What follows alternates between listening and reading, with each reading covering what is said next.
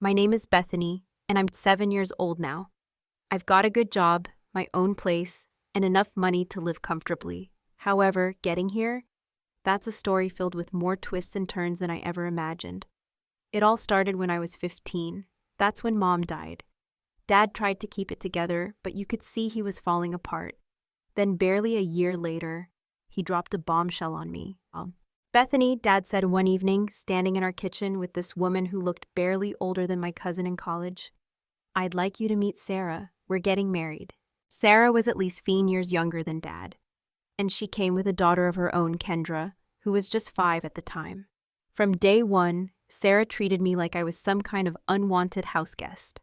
She'd walk right past me in the hallway without saying a word, or she'd suddenly start whispering to Dad whenever I entered a room. It was infuriating. But Kendra, she was different. At first, this tiny ball of energy would come bouncing into my room at all hours. Bethany, can we watch SpongeBob? She'd ask, already climbing onto my bed with her stuffed penguin tucked under her arm. I loved those moments. Having a little sister was something I'd always wanted. And for a while, it felt like maybe something good could come from this whole mess. Unfortunately, it didn't last. The change started slowly. First, Kendra stopped coming to my room after school. Then she'd make excuses when I asked if she wanted to watch TV together. One day, I overheard Sarah talking to Kendra in the kitchen. "Honey, you don't need to spend so much time with Bethany," Sarah was saying in that sugary, sweet voice of hers. "She's not really your sister, you know. She's just your father's other daughter." That's when it all clicked into place. The way Sarah had been acting, the sudden distance from Kendra, it was all part of her plan. She didn't want Kendra seeing me as a sister, and she was succeeding. After that, I stopped trying. What was the point? Every time Kendra looked right through me at dinner or turned away when I passed her in the hall, it just hurt more. So I threw myself into my schoolwork instead. When I got accepted to college on a full scholarship, it felt like freedom. After college, my career took off like a rocket. Each year brought new opportunities, bigger projects, and better pay. I finally had the life I dreamed about. My own place, nice clothes, fancy restaurants, weekend trips whenever I wanted. No more counting pennies or wearing hand-me-downs. Then came the phone call that changed everything. "Bethany?" My father's voice on the other end of the line was hesitant, almost shy. "How are you, sweetheart?" I nearly dropped my coffee mug. We hadn't really talked since I left for college. Sure, there'd been the occasional holiday card or brief happy birthday text, but that was it. I always suspected Sarah had something to do with the silence. She had this way of hovering whenever Dad tried to call me, always finding some reason he needed to hang up quickly. "I've been thinking," he continued when I didn't respond. "Maybe it's time we started fresh. Put the past behind us. Come over for dinner this Sunday. Sarah would love to see you too."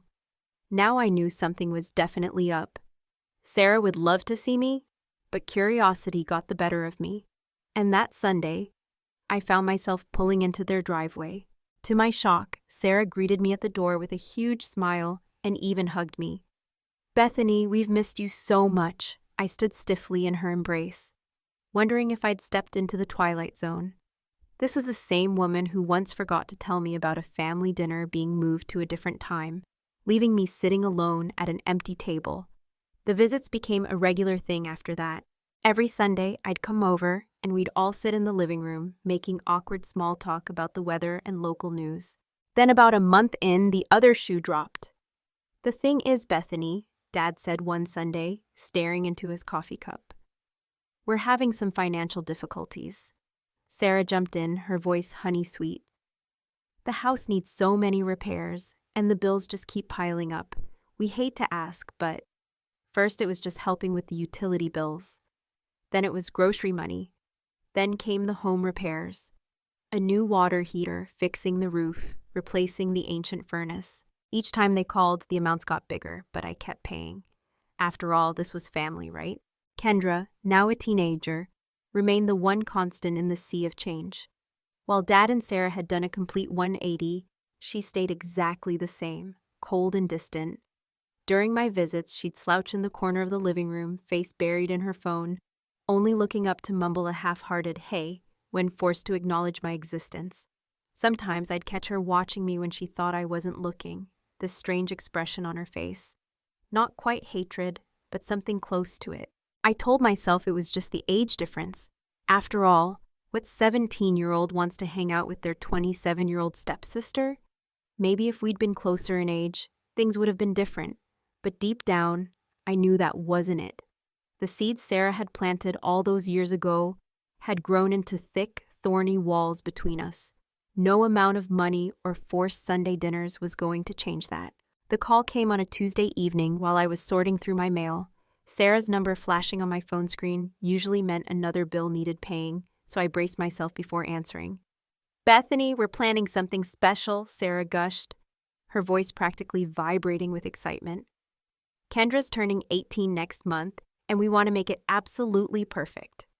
The thing is, we're a bit short on funds right now, and we were hoping, of course they were."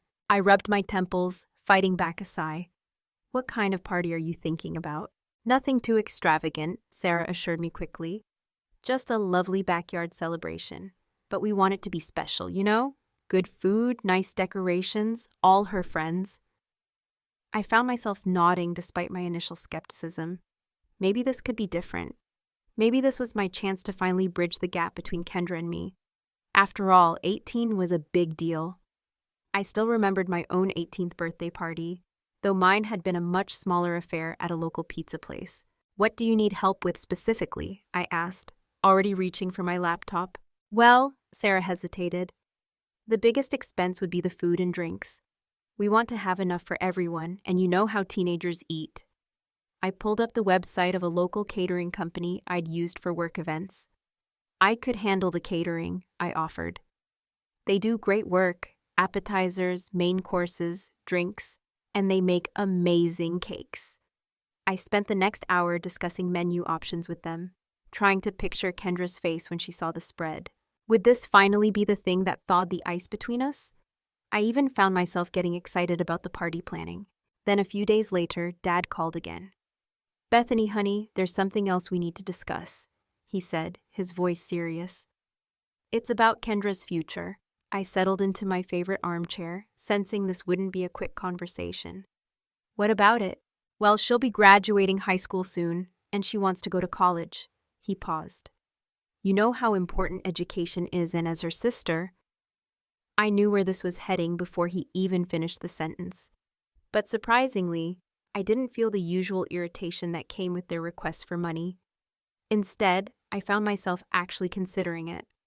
"How much would tuition be?" I asked. "Well, we were looking at State University," Dad started, listing figures, but my mind was already racing ahead. That night, after Dad's call, I sat on my balcony with a glass of wine, thinking it through. State University was a decent school with reasonable tuition rates. I could afford it without too much strain on my finances. And maybe, just maybe, this could be the gesture that finally made Kendra see me as family. I made my decision right there. I'd announce it at her birthday party. My gift would be paying for her college education. I spent the next few days finalizing arrangements with the caterers, picking up the perfect cake design, and drafting what I'd say when I made my announcement. 2 days before the party, my phone rang while I was reviewing the final catering order. Kendra's name flashed on the screen, and my heart actually jumped. She'd never called me before. "Hey, Kendra, I was just finalizing some party details." "Yeah, about that," she cut me off, her voice cool and businesslike. "I'm going through the guest list right now. Mom and Dad invited way too many people, so I'm making some cuts. I'm cutting you from the list, too." The words hit me like a slap in the face. I actually pulled the phone away and stared at it for a moment. Surely I'd misheard. What, Kendra? I don't understand. I'm your sister." She laughed, and the sound was like ice cracking. "No, you're not. That's kind of the point. This party is for blood relatives and close friends only. You're neither. I never loved you like that. You were just there, some random girl living in our house." I gripped the edge of the counter, my knuckles turning white. The room seemed to be spinning slightly. "By the way," she said, and I could hear the smirk in her voice, "if you already got me a gift or whatever, you can just have it sent over, by courier or something." The line went dead before I could respond. I sat there for what felt like hours, staring at nothing, my phone clutched in my trembling hand. Then I did something I hadn't done in years. I called my father in tears. "Dad," my voice cracked. "Did you know about this?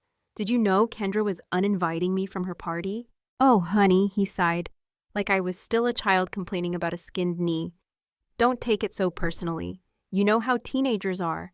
You're older and wiser than she is. Dad, family helps family. My voice rose. Kendra just explicitly said I'm not family. Suddenly, Sarah's voice cut in, sharp and clear. Now you listen here, Bethany. You're successful. You're rich. It's your duty to help us. We're your family, whether Kendra wants you at her party or not. I opened my mouth to respond, but the line went dead. Sarah had hung up on me. I sat in my kitchen, surrounded by party plans and catering menus, feeling like the biggest fool in the world. All this time of writing checks, of trying to buy my way into their hearts. And this was what they really thought of me? Just an ATM with legs, a convenient source of cash, who didn't even deserve an invitation to the party she was funding. The laptop screen dimmed, then went dark. But I kept sitting there, watching my reflection in the black glass. Behind me, I could see the corkboard where I'd pinned the acceptance letter from State University, the one I'd planned to show Kendra when I announced I'd pay for her education. I pulled up the catering company's number, then hesitated. The rational part of my brain reminded me that canceling now would be throwing money away. They'd already purchased all the food and started preparations, but then another thought struck me, and I found myself smiling for the first time in hours. "Hello, this is Bethany Mitchell," I said when they answered. "I'm calling about the party order for this Saturday. I need to change the delivery address, and I'd like to donate the entire order to the Hope Harbor shelter downtown." There was a pause on the other end. The homeless shelter? "Yes," I confirmed, pulling up their address on my phone. "Just deliver everything as planned, just to the new address. The full order, all the appetizers, main courses, desserts, and especially that 3-tier cake. Don't change a thing." After hanging up, I felt lighter somehow. The knot of anxiety in my chest had loosened, replaced by a calm certainty. I didn't even feel guilty. After all, wasn't this exactly what Kendra wanted? No connection to her non-sister at her precious party? I slept better that night than I had in weeks. The morning of Kendra's birthday dawned bright and clear. I was enjoying my second cup of coffee when my phone exploded with Sarah's ringtone. "Where's the catering?" she shrieked without preamble. "They were supposed to be here an hour ago, if this is your idea of a joke." "Oh, the catering?" I kept my voice light, casual. "Don't bother waiting. Everything's been delivered to Hope Harbor Shelter. I'm sure they're enjoying it right now." The silence on the other end was deafening. "You what?" Sarah's voice had dropped to a dangerous whisper. "Well, since I'm not family enough to attend the party," I said, stirring my coffee. I figured I shouldn't impose my gift either. Kendra made it very clear she only wants close relatives and friends involved. And as her father so wisely pointed out, I need to respect her wishes. "You spiteful little—" Sarah's voice rose to a screech. "You've ruined everything. The guests will be here in 2 hours." In the background, I could hear Kendra's voice rising in panic. "Mom, what's happening? Where's the food?" "Maybe you can order pizza," I suggested cheerfully. "That's what non-family members would do, right?" Kendra's sobs were getting louder in the background, punctuated by what sounded like stomping feet and slamming doors. The mental image of her tantrum made me smile wider. "You've ruined her birthday, Bethany," Sarah wailed. "Her special day." "No, Sarah," I said calmly. "Kendra ruined it herself when she decided to teach her cash cow lesson. I just helped her learn one instead." I hung up while Sarah was still sputtering, set my phone to Do Not Disturb, and took another sip of my coffee. It tasted better than usual somehow, sweeter. Somewhere across town, 200 people at Hope Harbor Shelter were about to enjoy the fanciest meal they'd had in years, complete with a gorgeous 3-tier birthday cake. And somewhere else, my dear stepsister was learning that actions have consequences. The report started trickling in a few days after the party. My friend Lisa, whose cousin went to school with Kendra, was the first to call. "Oh my God, Bethany, it was a total disaster," she said, trying to stifle her laughter. "You won't believe what happened. When none of the catering showed up, Sarah ran to the supermarket in a panic. She bought a bunch of sandwich stuff and started slapping them together in the kitchen, but she didn't get nearly enough. Half the guests didn't even get food." I took a sip of wine, picturing Sarah's perfectly manicured hands frantically making sandwiches. What about the cake? Even better, Lisa snorted. She sent your dad to Denny's diner for whatever desserts they had left. He came back with a box of day-old donuts and some sadly-looking apple pies. People were standing around the backyard, holding paper plates with half a sandwich and a stale donut, trying to figure out what was going on. And Kendra? Complete meltdown, nuclear. She was screaming, crying, throwing her gifts around the yard. Someone got hit in the shoulder with a Bath & Body Works gift set. Then the look on your stepmother's face when those lotions went flying. Lisa dissolved into giggles. I was still smiling about it when Dad called a few hours later. His voice had that forced calm quality that meant he was trying very hard to sound reasonable. Bethany, honey, we need to talk about what happened, what you did. It really hurt your sister, but I understand why you did it, and I forgive you. I almost laughed out loud. You forgive me? Yes, he said magnanimously. It's water under the bridge now, but we need to discuss something more important. Kendra's college education. And there it was, the real reason for this call. Actually, Dad, there's nothing to discuss. I won't be paying for Kendra's education. There was a moment of stunned silence before he exploded. What do you mean you won't pay? You promised. You can't do this to your sister. My sister? Now I did laugh. The same sister who explicitly told me I'm not family, the one who uninvited me from her party because I'm not a real relative. That was different. She was just being emotional. Dad, family helps family, Bethany, you know that. That's exactly my point, Dad. Kendra made it crystal clear that I'm not family. I'm just the walking ATM you all come to when you need money. Well, guess what? The ATM is closed. You're being ridiculous, he shouted. After everything we've done for you. Everything you've done for me? I cut in, my voice sharp. What exactly have you done except take my money and treat me like an outsider? No, Dad, I'm done. No more checks, no more bills, no more repairs, and definitely no college tuition. You and Sarah can figure out how to pay for Kendra's education yourselves. Goodbye, Dad. The expensive frame containing my planned college fund announcement for Kendra still sat on my desk. I picked it up, looked at it one last time, then dropped it in the trash. The campaign started about 3 days after my conversation with Dad. First came the calls from Aunt Carol, then Uncle David, followed by cousins I hadn't spoken to in years. My phone buzzed constantly with messages and voicemails, all saying variations of the same thing. Bethany, you can't do this to your sister. Family has to stick together. Think about Kendra's future. Apparently, Dad and Sarah had been busy spreading their version of events to anyone who would listen. Poor Kendra, denied an education by her cruel stepsister, who refused to share her wealth. They conveniently left out the part about uninviting me from the party or declaring I wasn't family. I stopped answering calls from numbers I didn't recognize. When family members did get through, I'd simply hang up as soon as they mentioned Kendra or college.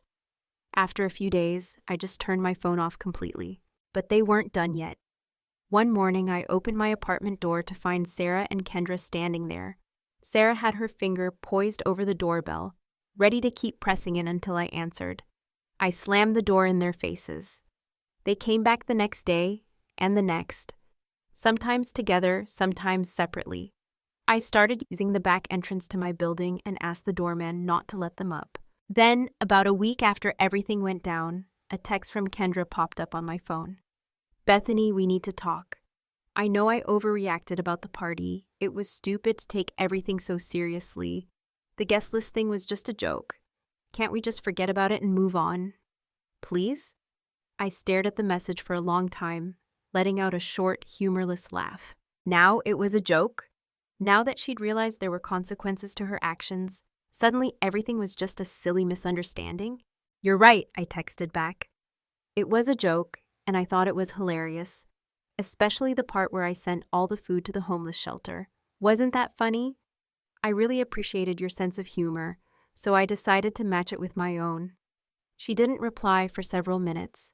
When she did, her message was just one word. Please. That's when it hit me. Dad and Sarah hadn't told her.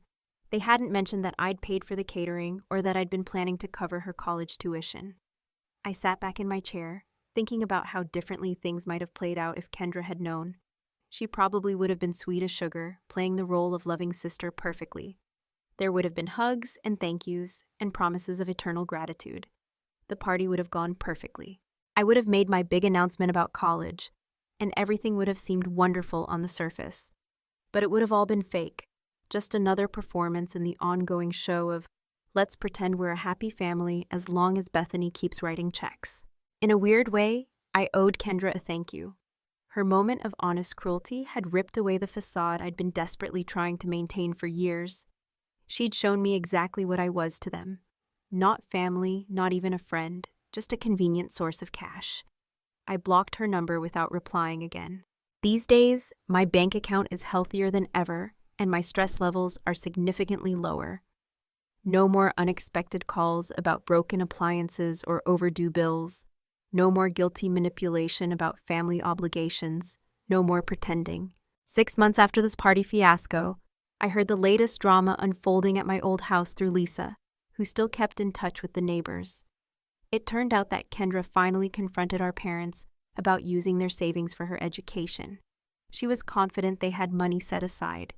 After all, they'd been talking about her college plans for years. That's when they had to confess the truth. They'd spent the money on their new luxury SUV 6 months ago. Their justification. They'd been counting on me to pay for Kendra's education, so they figured they could use their savings for themselves. The fallout was exactly what you'd expect from someone who'd been raised to believe the world revolved around her. According to the neighbors, Kendra's reaction could be heard from 3 houses down. First came the demands for them to take out loans to cover her tuition. When they admitted their credit wasn't good enough, she insisted they sell the car. Sarah, of course, refused, claiming she needed the luxury vehicle for her real estate business. Now Kendra is staging what she calls a protest, refusing to get a job or move out until they figure out how to pay for her college. She spends her days holed up in her room, emerging only to start another argument about how they've ruined her future. The neighbors say the fighting never seems to stop, with Kendra bringing up the car at every opportunity, and her parents becoming increasingly desperate to justify their choice. The irony isn't lost on me. After years of Sarah and Dad hitting me up for emergency expenses and household repairs, it turns out they'd been saving up for a luxury purchase all along. And now Sarah's apparently complaining to anyone who'll listen about Kendra's ingratitude, seemingly oblivious to the parallel with how they treated me all these years. Those who know the situation better than I do give it another month before my parents cave and sell the car. Kendra learned manipulation from the best, after all. She watched her mother wear me down for years, with guilt trips and emotional manipulation. Now, she's simply applying those same tactics to her parents. I have no doubt she'll eventually succeed. The car will be sold, she'll get her tuition money, and the cycle of manipulation will continue. She's her mother's daughter, through and through. Why work for something when you can pressure others into giving it to you? But it's not my problem anymore. Let them deal with the monster they created. My own life has found a peaceful rhythm without them in it. My savings account grows steadily now that it's not being drained by their constant demands. I've started taking those art classes I'd always wanted to try, and I'm planning my first real vacation in years. No more setting aside my own dreams to fund theirs. Valuable lesson. This story highlights the importance of recognizing and detaching from toxic family dynamics. Bethany's journey demonstrates that sometimes family is not defined by blood, but by those who genuinely respect and value you. Setting boundaries, even with those closest to you, is crucial for protecting your emotional and financial well-being. It's a reminder that you are not obligated to sacrifice your own happiness for those who consistently take advantage of your generosity. What are your thoughts on Bethany's actions? Have you ever had to set tough boundaries with family? Share your experiences in the comments below. Don't forget to subscribe to the channel for more stories of resilience and self-discovery.